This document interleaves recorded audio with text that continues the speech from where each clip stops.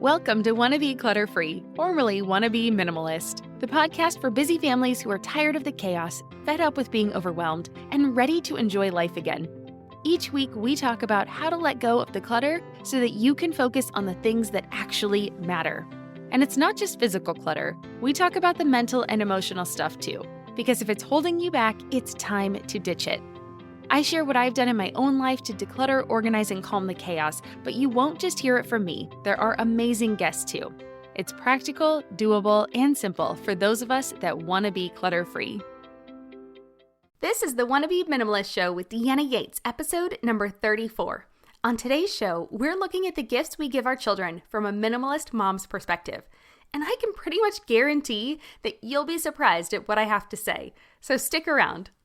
Hey there, Wanna Be Minimalist friends. Welcome back to the show. As always, I'm your host, Deanna Yates, creator of littlegreenbow.com and the Wanna Be Minimalist podcast. In today's episode, we are taking a more personal look into my life as a minimalist mom and chatting about what kinds of toys and gifts I gave my daughter for her recent birthday. And I'll be honest, my point of view on this topic has shifted a lot since I've started declaring myself as a minimalist, or at least a wannabe minimalist. But probably not in the way you're imagining. But before we dive in and chat about gifts for kids when you're a minimalist family, I want to let you know you can grab the show notes for today's episode at littlegreenbow.com/34. Once again, that's littlegreenbow.com/34. And we have an amazing new sponsor today. Have you ever asked your friends for a recommendation or come across a new restaurant or shop you wanted to check out, but for whatever reason, you just couldn't at the time, and then you totally forgot about it? Yeah, I've been there. But this new app, Kim, that's Kimm, has solved this problem. The app lets you create a customized map of your favorite places. Think restaurants, cafes, shops, hotels, and activities like hiking trails and places to visit. So you will never forget them again. And you can connect with friends to get their recommendations too. It works all over the world, and I am loving the list that I'm curating for when I venture back out in the world when this coronavirus pandemic is over. Check it out and connect with your friends on Kim.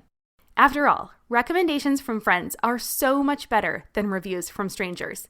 Now let's get back to the show. I've shared lots of ideas about helping you and your kids on this journey of minimalism and how to deal with toys, from a post of over 50 clutter-free gift ideas at the holidays to how to help your kids declutter their things. And while I think it is worthwhile to live with less, we have to be careful not to push our preferences too hard on our loved ones, or it really could backfire.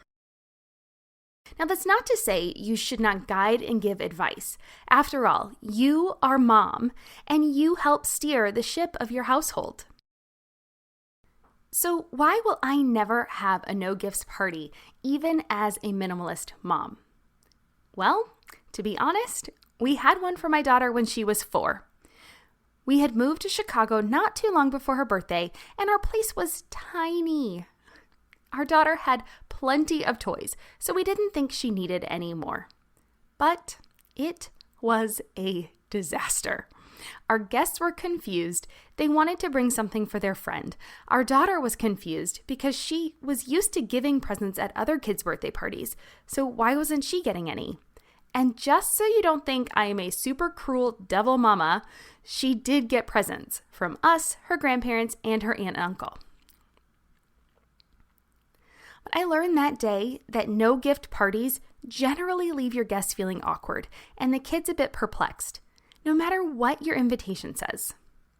I have also had the privilege to be a guest at a few no gift birthday parties, and deep down, it just didn't feel great either. For better or worse, our culture has ingrained in us to bring gifts as a show of our appreciation and affection and just general love for the person that's hosting the party and our friends. Okay, great. So no gift parties are out. But what does one do if you don't want your home overrun with cheap plastic gadgets and gizmos? Well, instead of hosting a no gifts party, you can go with some great alternatives. These are ways for you to give gifts and show appreciation and have the guests bring things for your child that don't contribute to just a massive amount of clutter and stress. So There are 4 options, and I'll walk you through them. The first option is to ask for consumable gifts. Now, I heard this on another podcast recently and loved how she addressed this topic. It's especially great for kids that are into character-specific things. You know, all that merchandising that companies put out, when a new movie is released or when a TV show is doing really well. I'm looking over at you, Anna and Elsa. Oh, and don't forget you, PJ Masks. Well, instead of getting all the things to go with that character, which will be replaced by that shiny new object next year, gift things that are meant to be consumed and used, like stickers, activity books, and craft supplies. That way, your kid can get the character fix, and then you get to enjoy the creativity that comes with these items. And plus, these gifts can be used up, so they don't need to be stored in your home for a long term and a long time purpose. And it's not something that your child will want replaced, like a big dollhouse or character cars or things like that. Option number 2 is to go for experiences. This is another way to give gifts that align with both your minimalist tendencies and your child's desire for honoring their birthday. So I love experiences because they really can fit all budgets. So don't think that this only means going to the amusement park. I mean, that absolutely seems to be the default here in San Diego, but there are so many possibilities. You could make it a beach party, a day at the water park, go ice skating, bowling, miniature golfing, have a picnic in the park, take up geocaching and create a treasure hunt. I mean, honestly, the possibilities are endless and they can be molded and shaped by your kids' desires and likes and, what their interests are. And of course, if your budget does allow, you could buy tickets to the theater to see Anna and Elsa on stage or on ice or even in person at Disneyland. Sorry, I don't mean to be picking on Anna and Elsa, but they're just such a major driver right now for kids and gifts and have been for the last few years. So these are also the perfect gift ideas for grandparents who value quality time. Now, the only must is that you make the birthday kid feel special and that it doesn't require a large budget. So that's option number 2, go for experiences. Option number 3 is to go with toys that you can add on to. Okay, so if you're not into the first 2 options, where you're not really buying big gifts and toys for the kids, or you just want more ideas for how to incorporate toys, then go with something that you can add on to over time. These are going to be bigger toys that you can either buy in pieces over a few years or have several relatives buy at the same time. So examples of this could be Lego sets, like Lego City or Lego Friends. You can add on to these sets over a few years and even have your friends and family members buy sets that go with it too. So this is a great gift. I love Lego sets because they grow with your kids. I mean, Legos can be turned into so many fun things. Did you watch Lego Masters? We were obsessed with it, and I am amazed at the things that they could create with these little plastic blocks. So the imagination really can run wild with this, and that's why I love Lego so much. I'm Margaret. And I'm Amy. And together we host the podcast, What Fresh Hell? Laughing in the Face of Motherhood. Margaret, I would say you're sort of a where are my keys kind of mom. Correct. Sometimes a where are my kids kind of mom. Well, you're, Amy, more of a we were supposed to leave 35 seconds ago, Mom. I mean, touche. In each episode of What Fresh Hell, we come at a topic from our usually completely opposite perspectives. I bring the research. And I bring kind of the gimlet eye. Like, is that research really going to work, people? And almost 10 million downloads later, we're still laughing. We also talk to experts in the parenting field, plus parents with stories we can all learn from. We make each other laugh, we challenge each other's assumptions, and we have what we think is the best parenting community on the internet. Check out What Fresh Hell? Laughing in the Face of Motherhood wherever you listen to podcasts. Now, another gift in this category could be something like an American Girl doll. Friends and family can buy additional clothes, accessories, furniture, things like that for these dolls. I mean, they have so many things to go with them. Books, activities, all sorts of things. Video games can work here too, but honestly, the games these days, they're all going online, so it's harder to have others chip in with additional games. So I'd stick with more things like Legos or larger doll sets. And option number 4 is just to embrace the chaos. Sometimes our best option is just to give the kids the toys they want. Now, of course, you can set limits, and before any gift-giving holiday, I highly recommend decluttering with your kids so that you can make room for the new things coming in. Kids grow up so fast, so it's pretty easy to help them give away things that no longer fit or those things that they've outgrown. Now, I always follow my daughter's lead here, and if she says she's ready to let go of something, I try my best to keep my lips sealed and never second guess her choice. It can be so easy to say, "Are you sure?" But that totally undermines your kids and what they're looking to get rid of. So absolutely do not do that, okay? Try to remain quiet so that they can build up those decluttering muscles, get confident in their decisions, and be able to let things go. So that's option number 4. Just embrace the chaos for whatever season you're in right now. Probably not what you were expecting to hear, right? So do you want to know what we did this year for my daughter's birthday? Well, of course you do. We all like to get a peek behind the curtain. This year, my daughter turned 7, and I was lucky enough to get to overhear a few of her Zoom conversations that she had with friends while we've been on lockdown. Now, I could tell that she was a bit envious of some of her friends' toys, although she never said so to me. So about 6 weeks before her birthday, we sat down and talked about what she might like. She had so many ideas, and unlike other years, I was more on board with toys because we're not able to have a party, and we weren't able to do any of the outings or the activities that we normally would. However, the thing that made this successful was prioritizing the list with her. We talked about how she might not get all of the things on the list, so we need to know which items were her favorite and which she might be willing to put toward the bottom. Now, I was not so excited about the number 1 item on her list, but it was the thing she really wanted. It was a Poops-A-Lot cat, and she had been eyeballing that thing for 4 months, so I knew that she really wanted it. It's a total novelty, but she's played with it more than I expected. However, she also knew that I thought this toy was ridiculous. So I playfully tried to say that I wasn't sure if she was going to get it, because who wants a cat that poops all over the house?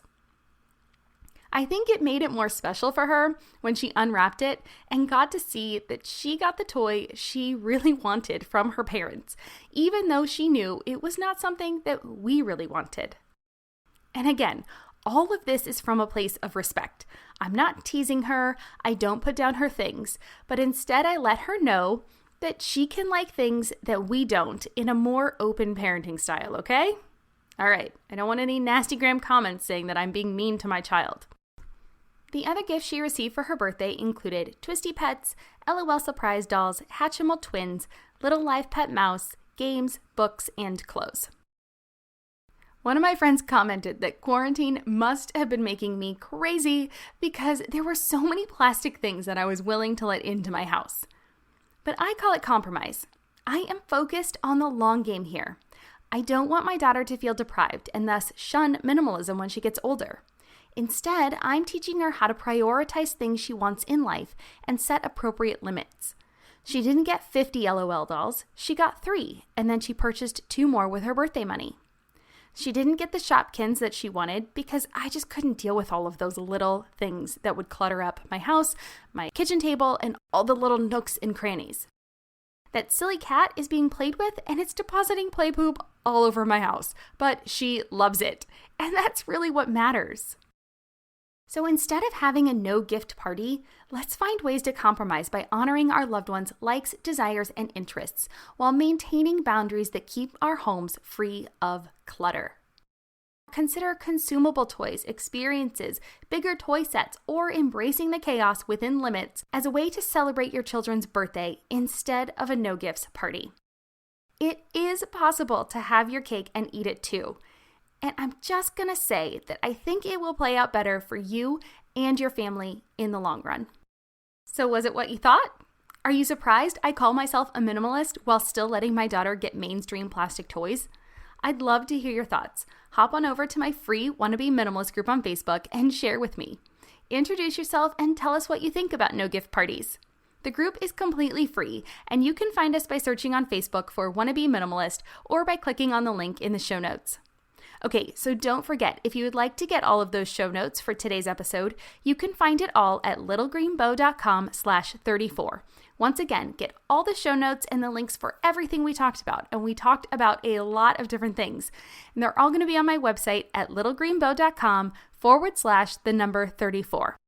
While you're there, don't forget to pick up your free copy of Clutter Rescue, 5 Quick Steps to Declutter Your Home and Get It Functioning Now. It's my brand new resource that was created based on your requests and feedback. If you've ever wanted to declutter your entire home, this is the guide that will help you do it. And it's free. All you have to do is download the workbook and follow the 5 steps in the Quick Declutter method.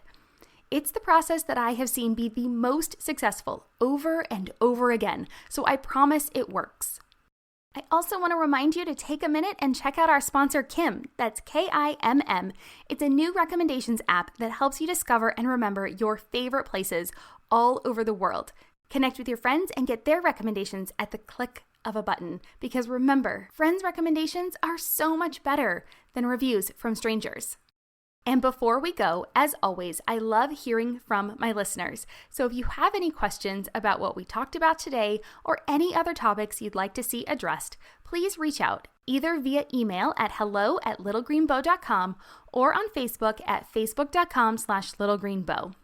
You can also join my free Wannabe Minimalist group on Facebook, where we deep dive into more topics to help you and your family on your journey to minimalism, no matter what that looks like for you and your family. And that just about wraps it up for this episode of the Wannabe Minimalist Show. Thank you so much for joining me today. And if you liked what you heard, it would make my day if you would leave a review on iTunes. And while you're there, please take a second to subscribe to be notified of new episodes. This helps others find the show too. Okay, final thing, I promise. Be sure to join me next week for another guest episode. This time, we will be talking to Karen Burke from Slow Motion Mama about her clever decluttering challenge that she has used over the past 3 years to clear her home of clutter from top to bottom. It's jam-packed with great tips and advice from someone who's been in the trenches. You won't want to miss it. See you next week.